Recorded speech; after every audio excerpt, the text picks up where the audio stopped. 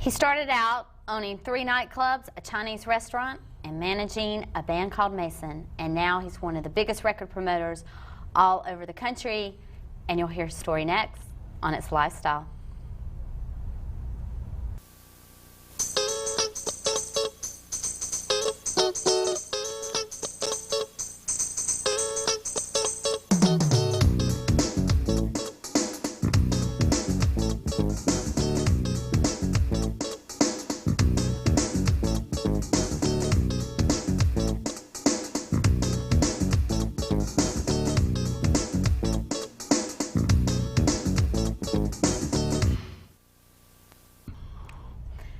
Hello, I'm Gina Woodham. Welcome to It's Lifestyle, where we interview people with interesting careers and hobbies, which for my guests, it's more than a career, it becomes a lifestyle. And I'm hoping my guests motivate some of you to gather your hidden talents and aspirations to build your own unique career. Today's guest works with the likes of Mick Jagger, Mariah Carey, Cher, Billy Joel. He is the hottest record promoter across the country. He is the owner of Bonus Music. Please welcome Ron Herbert. Hey, thank you. Appreciate it. How are you? So let's talk about your childhood. Okay. Uh-oh. You're 5 years old. What are you thinking about? Thinking about baseball and candy and running around the lawn and my mom, switching me all the time. Just what a normal kid thinks about. So music really wasn't in the picture then? Didn't really get into it till I got into college. So as you're growing up through high school, what are you thinking about? What's your focus? I played football, and I wanted to become a professional athlete, and so I just working out and trying to get. I was really small in high school, so I wanted to get big, and so I started working out. And actually, you're 6'2". I'm 6'2" now, but I was only like 5'7", 5'8" then, weighed like 170 pounds, and I went to Grady High School out of Atlanta. And I went to actually Woodward Academy. The very first year that Woodward Academy became Woodward Academy, my mother had sent me there. My father had passed away when I was real young, so I kind of had to grow up without a dad. So we moved in with my grandfather on Lenox Road in Atlanta. Yeah. So I'm actually a real native Atlantan. But like anything else, it was just more or less to play football and enjoy life, and didn't really think about it when you're in high school. You just kind of I always loved music though. I was always a big music fan, but never thought it would be my life. Never. And you went to college thinking you were going to be a pro football player. Right. I went to play football at University of South Carolina in Columbia, and wow, it was one of those kind of things where I got there and I'd gained 30 pounds and worked out real hard, and it got to like 215, 220, and when I went to play, they ran us so hard I had some asthma, and I had a problem with asthma. I had a hard time breathing, and actually this kid died right in front of me, on the football field, and that really freaked me out, and I ended up walking off that day and went to a bar to have a drink, and that's where my career started. So let's talk about that. Okay. Is that the point where, you talk about at 19 owning 3 bars? Yep. Chinese restaurant? At 19, I started owning 3 bars. By the time I was probably 21, 22, I had 3 bars. So what made you decide to get into the bar business? Well, I was, like I said, I was bummed out. They'd shaved my head, so I'm walking around campus with a little beanie cap on, with a shaved head, like not knowing what I'm going to do. I go into this bar called Don's down on Hardin Street down in Columbia, and met this guy named Don. Having a couple of beers, and a lot of the football guys would come in, on the weekends and stuff. I made a lot of friends during that time, So I was just hanging out with my buddies, and all of a sudden, one day I was in the bar, and he mentioned that he was, he needed like 20 grand to pay some taxes off or something. So I called my mom and asked her if I could borrow some money, and she set me up. I took out a loan and bought half of the bar, and then he opened up another bar. He got in trouble again, bought the other half, that half from him. Then I ended up buying. And you didn't mind the fact that he was again, that was his part of it. Again, I wasn't running the bars at that point. I was like more or less letting him do all the, get it started kind of stuff, and I learned. I was so young. I didn't know anything about that part of it, and I remember just as things grew, we opened up a beer and wine store. Then I bought a Chinese restaurant. Why Chinese restaurant? Well, just because it was already a Chinese restaurant in there, and I bought the little building there. It was just an investment because it was right across the street from where the bar was. Now at this point, are you doing stuff like most business people do? Are you doing the due diligence? Are you finding out the profit? Absolutely. I learned a lot from that. In fact, during college, I never graduated. It's really weird because I left the last year because I'd become fairly successful. It's really weird when you have your professors coming into you, drinking at your bar. And then, one of the professors ended up getting kicked out of the bar, and of course, I ended up getting flunked. So that's one of the reasons I left. Because it was like I was already doing okay financially, and I had a club called The Other Place where I had this band called Mason. It was the first time I'd been exposed to real rock and roll music, and these guys were, hey Ron, let's go to California, man. We'll become big stars. You're our manager. This is like nothing compared to Hollywood. So. Now, what is your thinking? Here you are, you're owner of 3 bars, Chinese restaurant. That's a pretty busy lifestyle. Oh, absolutely. And then this band comes up to you and wants you to be their manager. What? Well, they were cocky and they were good. The people at the bars loved them, and so I was going off what people were telling me. Hey, Ron, these guys are great. They could be the next King Crimson. They could be the next Pink Floyd. What made you think that you could help do them? Because I was, 20-something years old and making good money and just, cocky. Not necessarily cocky, but just confident, that I could do whatever. Why couldn't I? I mean, I'd already done this. Why couldn't I go out into Hollywood and try something?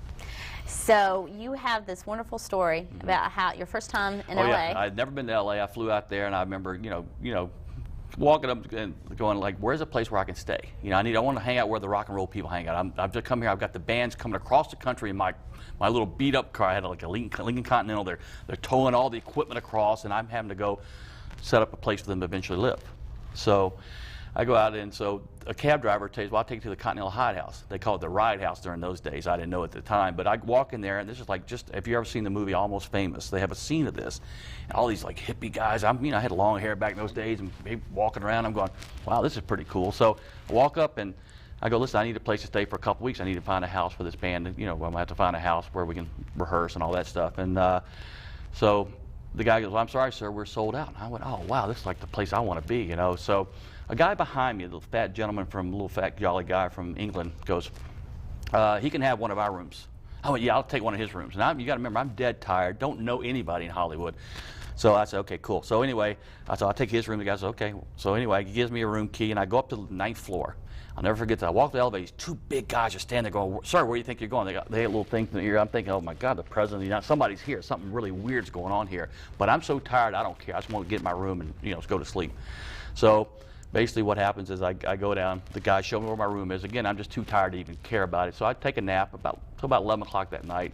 I go downstairs to the bar, and I see the guy that had given me the room sitting over there. So I sent a bottle of champagne over to him, and he invited me, told the waitress to have me come sit down with him. So I came over and I introduced myself as Ron. He says, I'm Peter, and I said, yeah. So I told him about, hey, I'm gonna be a rock and roll big time manager. I'm gonna do this. I'm gonna do that. He's just smirking at me. He's like, yeah, but nice. He didn't say that much. Basically, I'm from Europe, and yeah, So he just listened to. All of a sudden, I see behind me all these lights behind me, and all of a sudden, snaps, this, that, and the other. All of a sudden, he's looking at me like going, what's going on? He goes, oh, here come the guys I manage. Ends up being Robert Plant and Jimmy Page from Led Zeppelin. Oh, they yeah. come over there. I'm flipped out, but I'm trying to be cool. I'm going, wow, this is like this is like the first time they were going to play Stairway to Heaven, and at the Forum. It's going to be the first time they actually debuted that album.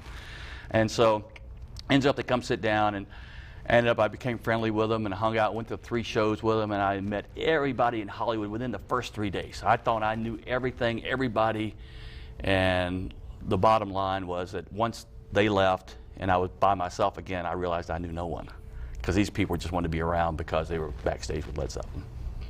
Ron, hang on. We want to hear more, Oh, you got it. and we will next on This Lifestyle. Stay tuned. We walk to the park sometimes, my whole family. We get to feed the fish. And we play like monkeys. Dad plays the hardest, so he gets the most tired. We always say goodbye to the fish last. I think that makes them feel good. Family, isn't it about time? From the Church of Jesus Christ of Latter-day Saints.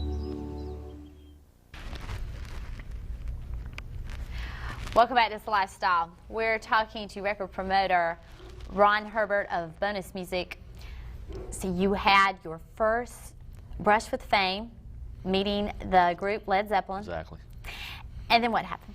Basically, the band finally came over, and I rented them a hacienda, and the biggest problem was I really didn't know anybody. Even though I thought I knew people for the first 3 days, and obviously I didn't really know, so I had to go to the Whiskey A Go Go, and actually had to pay people to let us play. I mean, it wasn't like we got paid. We had to pay them to let us play.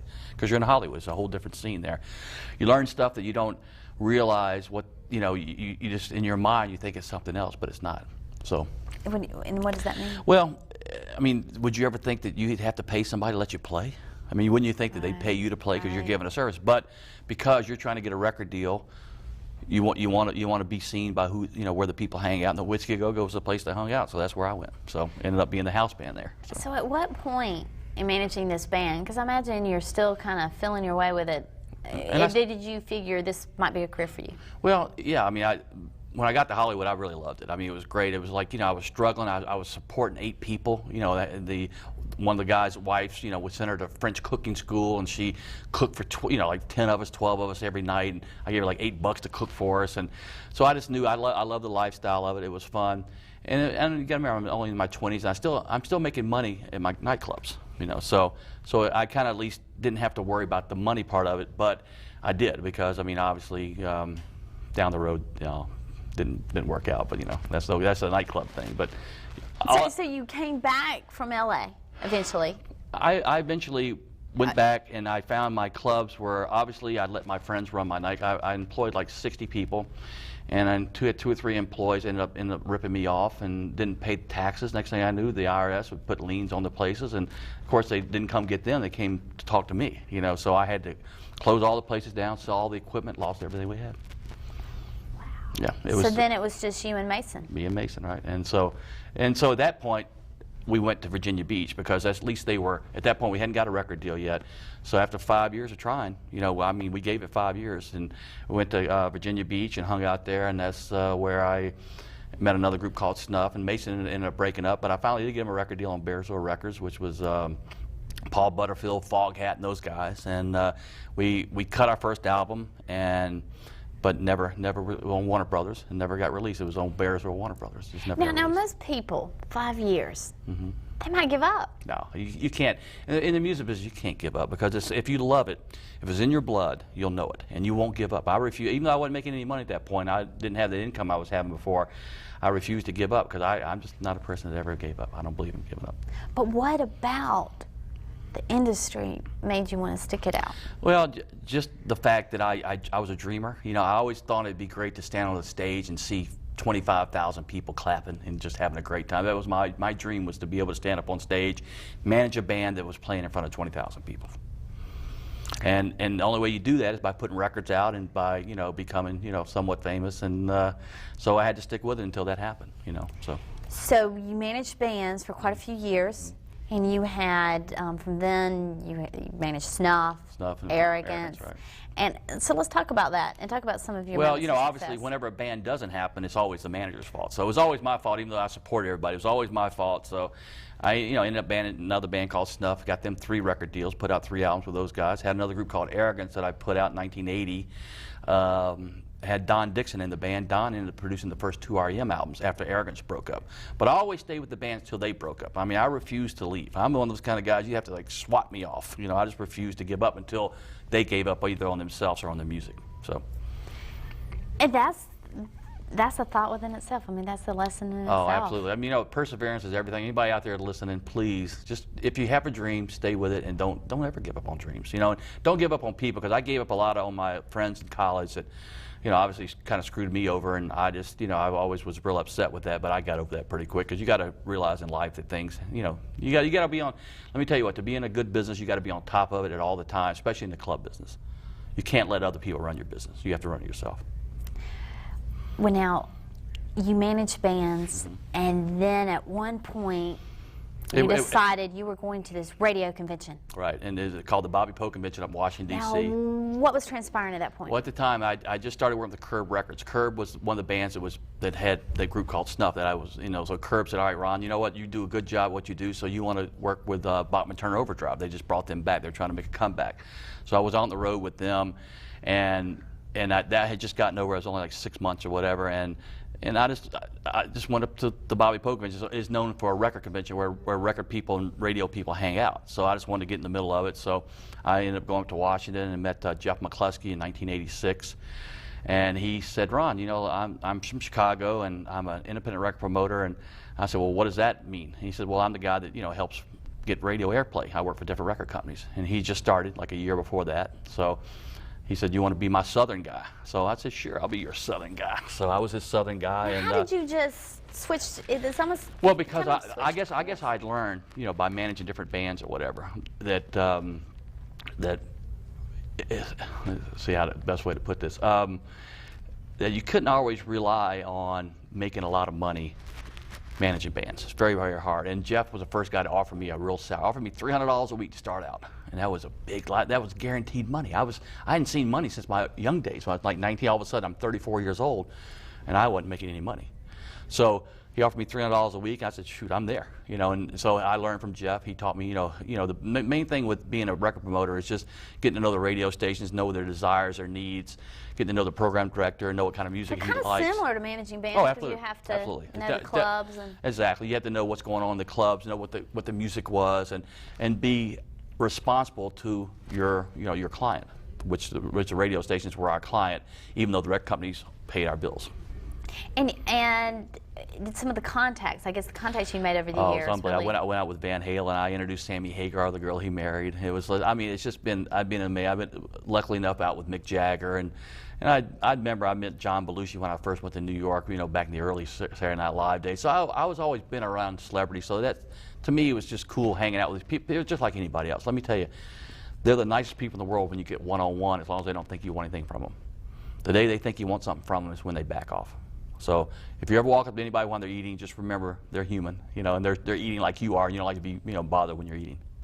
Ron, we want to hear more, and we will next on It's a Lifestyle. Stay tuned. I used to wonder, why would a Jew, a Christian, and a Muslim ever get together? Hello, hello. And then I finally got it. They had a lot more in common than donuts.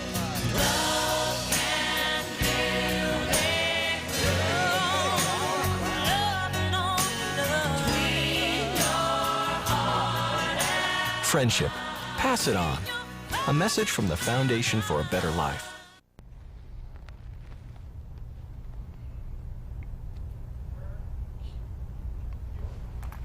Welcome back to It's a Lifestyle. We're talking to record promoter Ron Herbert with Bonus Music. So you're in a new arena. Mm-hmm. So what was your first taste of success with record promoting? I think probably out with, we did stuff with the Steel Wheels Tour, which was back in 1986 with the Stones, and that was obviously a huge successful thing. But as our company grew and we got more and more clients, we were able to bring our clients backstage to meet Mick Jagger and to meet these guys, and the record companies helped us set it up, and it was really a team effort. And it was great to see, you know, when you have a successful tour like that and you're backstage hanging out, you're getting the chance to meet and see, you know, my dreams were starting to come true, and all of a sudden our company became bigger and bigger and bigger, and it took us about probably 12 years, and Jeff became the largest record promoter in the country. So, you know, helped him with that. That's great. And let's talk about, there's got to be some kind of system or formula for promoting a record successfully. Well, the bottom line is you have to know in your mind what you think a hit is. Plus, you got to know the record company's 100% committed. They're going to put the resources there for you to take care of promotions and take care of whatever you need. So what does that mean? Well, what does that entail? You might have to give away 10 front row seats or whatever. You know, the radio station's got to have something to promote something.